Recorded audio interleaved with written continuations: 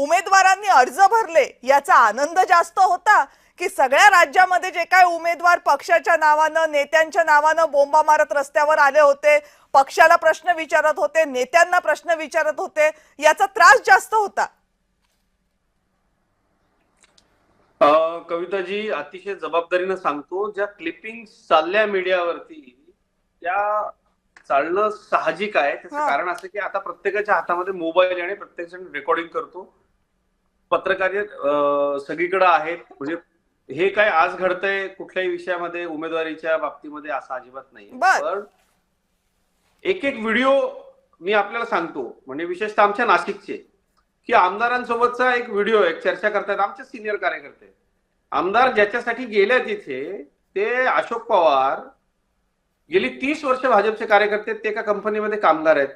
Rahul Ganore खाद्यपदार्थांचा stall चालवतात, त्यांना ticket मिळालेलं आहे. भारतीय जनता पक्षामध्ये 80% माझे असे सहकारी आहेत की ज्यांनी सातत्यानं पार्टीचं काम केलंय किंवा ज्यांची निवडून येण्याची क्षमता आहे. निश्चितपणे आम्ही एक 4 माजी महापौरांना तिकीट दिलेलं आहे कारण त्यांची निवडून येण्याची क्षमता आहे. कविताजी, जे व्हिडिओज चालले किंवा जो काही आक्रोश बाहेर आला, त्या सर्व कार्यकर्त्यांच्या भावना मी अतिशय चांगल्या पद्धतीने समजू शकतो. पण भारतीय जनता पक्षाचा सहमुख्य प्रवक्ता म्हणून माझ्या सर्व सहकाऱ्यांना मला एक गोष्ट अतिशय निक्षून सांगायची, ती म्हणजे आपल्या पक्षामध्ये पार्टी डिसिजन घेत असते. मला काय हवं ते आम्ही ठरवत नाही. आमचा पक्ष सांगतो हे करा, ते केलं पाहिजे.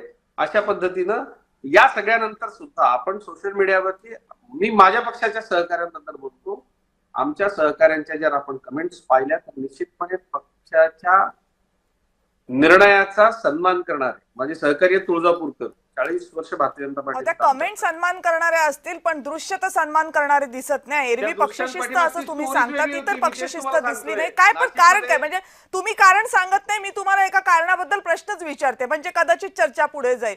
एक सांगा ना की या सगळ्या कार्यकर्त्यांमध्ये सगळा राग कशाचा होता? भाजपच्या कार्यकर्त्यांचा प्रमुख राग आहे की आयारामांना तिकीटं दिली जातात. जे 15 दिवसांपूर्वी आले, मी कार्यकर्त्यांचे शब्द सांगते, 15 दिवसांपूर्वी आले त्यांना तिकीटं देताय. 15-15 वर्ष आम्ही काम करतोय, आम्हाला तिकीटं देत नाही. बाहेरून आलेल्यांच्यावर एवढं प्रेम काय तुमच्या पक्षाचा, असा सवाल विचारतात ते कार्यकर्ते.